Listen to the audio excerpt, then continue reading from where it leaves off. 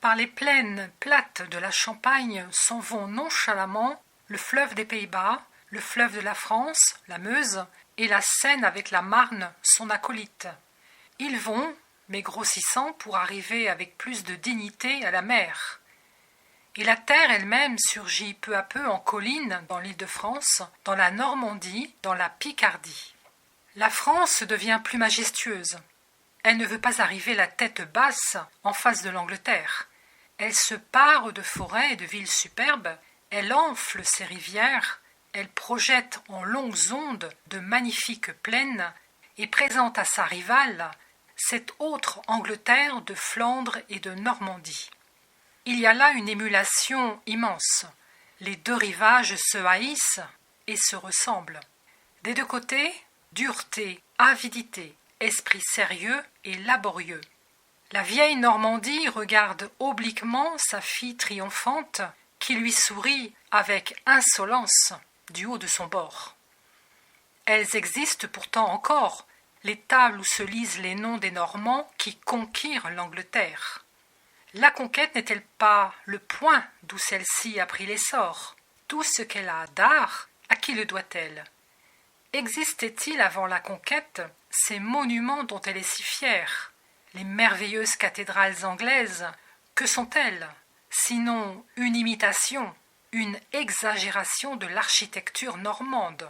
Les hommes eux-mêmes et la race, combien se sont-ils modifiés par le mélange français? L'esprit guerrier et chicaneur, étranger aux anglo-saxons, qui a fait de l'Angleterre, après la conquête, une nation d'hommes d'armes et de scribes, c'est là le pur esprit normand. Cette sève acerbe est la même des deux côtés du détroit. Caen, la ville de Sapiens, conserve le grand monument de la fiscalité anglo-normande, l'échiquier de Guillaume le Conquérant. La Normandie n'a rien à envier, les bonnes traditions s'y sont perpétuées. Le père de famille, au retour des champs, aime à expliquer à ses petits, attentifs, quelques articles du Code civil. Le Lorrain et le Dauphinois ne peuvent rivaliser avec le Normand pour l'esprit processif. L'esprit breton, plus dur, plus négatif, est moins avide et moins absorbant. La Bretagne est la résistance, la Normandie, la conquête. Aujourd'hui, conquête sur la nature, agriculture, industrialisme. Ce génie ambitieux et conquérant se produit d'ordinaire par la ténacité, souvent par l'audace et l'élan. Et l'élan va parfois au sublime. Témoin tant d'héroïques marins, témoin le grand Corneille. 2 fois, la littérature française a repris l'essor par la Normandie quand la philosophie se réveillait par la Bretagne. Le vieux poème de Roux paraît au XVIIe siècle avec Abélard. Au XVIIe siècle, Corneille avec Descartes. Pourtant, je ne sais pourquoi la grande et féconde idéalité est refusée au génie normand. Il se dresse haut, mais tombe vite. Il tombe dans l'indigente correction de Malherbe, dans la sécheresse de Mézeray, dans les ingénieuses recherches de La Bruyère et de Fontenelle. Les héros même du grand Corneille, toutes les fois qu'ils ne sont pas sublimes, deviennent volontiers d'insipides plaideurs, livrés aux subtilités d'une dialectique vaine et stérile. Ni subtil, ni stérile, à coup sûr n'est le génie de notre bonne et forte Flandre, mais bien positif et réel, bien solidement fondé. Sur ces grasses et plantureuses campagnes, uniformément riches d'engrais, de canaux, d'exubérantes et grossières végétations, herbes, hommes et animaux poussent à l'envi, grossissent à plaisir. Le bœuf et le cheval y gonflent, à jouer l'éléphant. La femme vaut un homme, et souvent mieux. Race pourtant un peu molle dans sa grosseur, plus forte que robuste, mais d'une force musculaire immense. Nos Hercules de foire sont venus souvent du département du Nord. La force prolifique des Bolgues d'Irlande se trouve chez nos Belges de Flandre et des Pays-Bas. Dans l'épais limon de ces riches plaines, dans ces vastes et sombres communes industrielles, d'Ypres, de Gand, de Bruges, les hommes grouillaient comme les insectes après l'orage. Il ne fallait pas mettre le pied sur ces fourmilières, Ils en sortaient à l'instant, pique baissé, par 15, 20, 30 000 hommes, tous forts et bien nourris, bien vêtus, bien armés. Contre de telles masses, la cavalerie féodale n'avait pas beau jeu. Avaient-ils si grand tort d'être fiers, ces braves Flamands? Tout gros et grossiers qu'ils étaient, ils faisaient merveilleusement leurs affaires. Personne n'entendait comme eux le commerce, l'industrie, l'agriculture. Nulle part le bon sens, le sens du positif, du réel, ne fut plus remarquable. Nul peuple, peut-être au Moyen-Âge, ne comprit mieux la vie courante du monde, ne sut mieux agir et compter. La Champagne et la Flandre sont alors les seuls pays qui puissent lutter pour l'histoire avec l'Italie. La Flandre a son Villani dans Froissart et dans Comines son Machiavel. Ajoutez-y ces empereurs historiens de Constantinople. Ces auteurs de fabliaux sont encore des historiens, au moins en ce qui concerne les mœurs publiques. Mœurs peu édifiantes, sensuelles et grossières. Et plus on avance au nord, dans cette grasse Flandre, sous cette douce et humide atmosphère, plus la contrée s'amollit, plus la sensualité domine, plus la nature devient puissante. L'histoire, le récit, ne suffisent plus à satisfaire le besoin de la réalité, l'exigence des sens.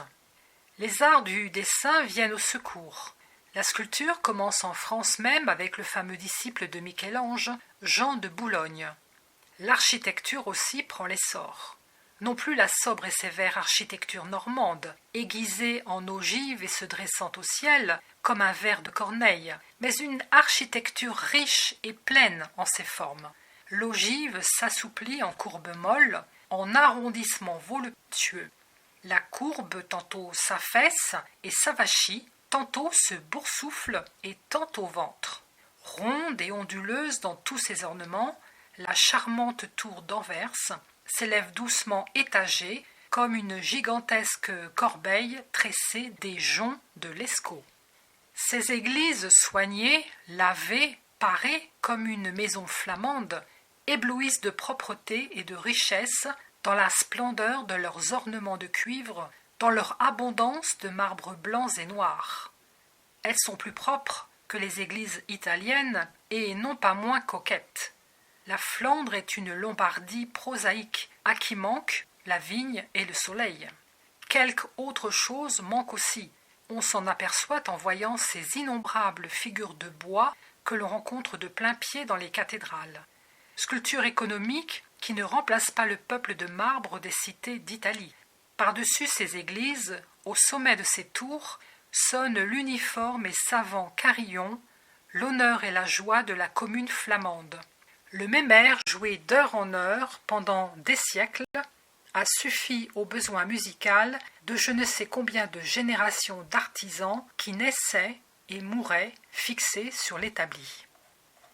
Mais la musique et l'architecture sont trop abstraites encore. Ce n'est pas assez de ces sons, de ces formes. Il faut des couleurs, de vives et vraies couleurs, des représentations vivantes de la chair et des sens. Il faut dans les tableaux de bonnes et rudes fêtes où des hommes rouges et des femmes blanches boivent, fument et dansent lourdement. Il faut des supplices atroces, des martyrs indécents et horribles, des vierges énormes, fraîches, grasses, scandaleusement belles. Au-delà de l'Escaut, au milieu des tristes marais, des eaux profondes, sous les hautes digues de Hollande, commence la sombre et sérieuse peinture. Rembrandt et Gérard Dow peignent ou écrivent Erasme et Grotius. Et dans la Flandre, dans la riche et sensuelle Anvers, le rapide pinceau de Rubens fera les bacchanales de la peinture. Tous les mystères seront travestis dans ces tableaux idolâtriques qui frissonnent encore de la fougue et de la brutalité du génie. Cet homme terrible, sorti du sang slave, nourri dans l'emportement des Belges, né à Cologne, mais ennemi de l'idéalisme allemand, a jeté dans ses tableaux une apothéose effrénée de la nature. Cette frontière des races et des langues européennes est un grand théâtre des victoires de la vie et de la mort. Les hommes poussent vite, multiplient à étouffer, puis les batailles y pourvoient.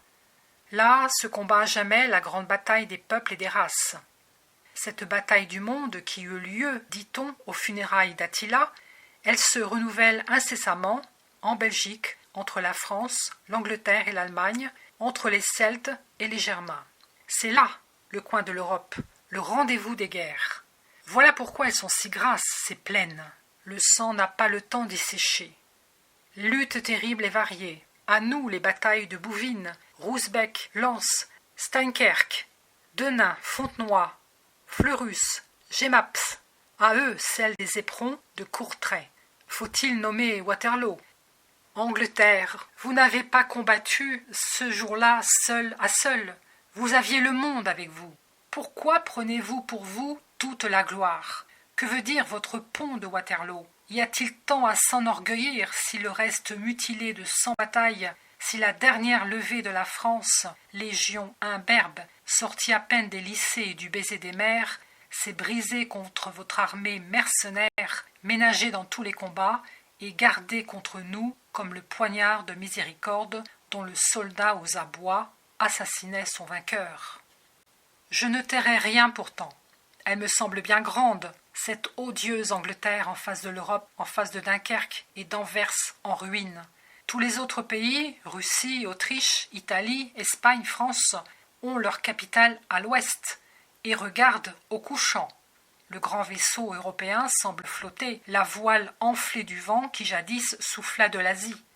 L'Angleterre seule a la proue à l'est, comme pour braver le monde. Cette dernière terre du vieux continent est la terre héroïque, l'asile éternel des bannis, des hommes énergiques. Tous ceux qui ont jamais fui la servitude, druides poursuivis par Rome, Gaulois romains chassés par les barbares, Saxons proscrits par Charlemagne, Danois affamés, Normands avides, et l'industrialisme flamand persécuté, et le calvinisme vaincu, tous ont passé la mer et pris pour patrie la grande île. Ainsi l'Angleterre a engraissé de malheurs et grandi de ruines. Mais à mesure que tous ces proscrits, entassés dans cet étroit asile, se sont mis à se regarder, à mesure qu'ils ont remarqué les différences de race et de croyances qui les séparaient, qu'ils se sont vus Kimris, Gaëls, Saxons, Danois, Normands, la haine et le combat sont venus. Ça a été comme ces combats bizarres dont on régalait Rome, ces combats d'animaux étonnés d'être ensemble, hippopotames et lions, tigres et crocodiles. Et quand les amphibies dans leur cirque fermé de l'océan se sont assez longtemps mordus et déchirés, ils se sont jetés à la mer, ils ont mordu la France. Mais la guerre intérieure, croyez-le bien, n'est pas finie encore. La bête triomphante a beau narguer le monde sur son trône des mers. Dans son amer sourire se mêle un furieux grincement de dents, soit qu'elle n'en puisse plus à tourner l'aigre et criante roue de Manchester, soit que le taureau de l'Irlande, qu'elle tient à terre, se retourne et mugisse. La guerre des guerres, le combat des combats, c'est celui de l'Angleterre et de la France. Le reste est épisode. Les noms français sont ceux des hommes qui tentèrent de grandes choses contre l'anglais. La France n'a qu'un saint, la pucelle, et le nom de Guise, qui leur arracha Calais des dents, le nom des fondateurs de Brest, de Dunkerque et d'Anvers, quoique ces hommes aient fait du reste des noms chers et sacrés. Pour moi, je me sens personnellement obligé envers ces glorieux champions de la France et du monde, envers ceux qu'ils armèrent, les Duguay-Trouin, les Jean Bart, les Surcouf, ceux qui rendaient pensifs les gens de Plymouth, qui leur faisaient secouer tristement la tête à ces Anglais, qui les tiraient de leur taciturnité, qui les obligeaient d'allonger leurs monosyllabes. La lutte contre l'Angleterre a rendu à la France un immense service. Elle a confirmé, précisé sa nationalité. À force de se serrer contre l'ennemi, les provinces se sont trouvées un peuple. C'est en voyant de près l'anglais qu'elles ont senti qu'elles étaient France. Il en est des nations comme de l'individu. Il connaît et distingue sa personnalité par la résistance de ce qui n'est pas elle. Il remarque le moi par le non-moi. La France s'est formée ainsi sous l'influence des grandes guerres anglaises, par opposition à la fois et par composition. L'opposition est plus sensible dans les provinces de l'Ouest et du Nord, que nous venons de parcourir. La composition est l'ouvrage des provinces centrales dont il nous reste à parler. L'histoire de l'antique France semble entassée en Picardie. La royauté, sous Frédégonde et Charles le Chauve, résidait à Soissons, à Crépy, Verberie, à Tigny. Vaincue par la féodalité, elle se réfugia sur la montagne de Laon. Laon, Péronne, Saint-Médard de Soissons, asile et prison tour à tour, reçurent Louis le Débonnaire, Louis d'Outre-mer, Louis XI. La royale tour de Laon a été détruite en 1832. Celle de Péronne dure encore. Elle dure, la monstrueuse tour féodale des Coucy. Mais en Picardie, la noblesse entra de bonne heure dans la grande pensée de la France. La maison de Guise, branche picarde des princes de Lorraine, défendit Metz contre les Allemands, prit Calais aux Anglais et faillit prendre aussi la France au roi. La monarchie de Louis XIV fut dite et jugée par le Picard Saint-Simon. Fortement féodale, fortement communale et démocratique fut cette ardente Picardie. Les premières communes de France sont les grandes villes ecclésiastiques de Noyon, de Saint-Quentin, d'Amiens, de Laon. Le même pays donna Calvin et commença la Ligue contre Calvin. Un ermite d'Amiens avait enlevé toute l'Europe, princes et peuples, à Jérusalem par l'élan de la religion. Un légiste de Noyon la changea, cette religion, dans la moitié des pays occidentaux. Il fonda sa Rome à Genève et mit la République dans la foi. La République, elle, fut poussée par les mains picardes dans sa course effrénée de Condorcet en Camille Desmoulins, de Desmoulins en Gracchus Babeuf. Elle fut chantée par Béranger qui dit si bien le mot de la Nouvelle-France. « Je suis vilain et très vilain ». Entre ces vilains, plaçons au premier rang notre illustre général Foy, l'homme pur, la noble pensée de l'armée. Le Midi et les pays vineux n'ont pas, comme l'on voit, le privilège de l'éloquence. La Picardie vaut la Bourgogne. Ici, il y a du vin dans le cœur. On peut dire qu'en avançant du centre à la frontière belge, le sang s'anime et que la chaleur augmente vers le nord. La plupart de nos grands artistes, Claude Lorrain, Le Poussin, Le Sueur, Goujon, Cousin, Mansart, Le Nôtre, David, appartiennent aux provinces septentrionales. Et si nous passons la Belgique, si nous regardons cette petite France de Liège, isolée au milieu de la langue étrangère, nous y trouvons notre Grétry.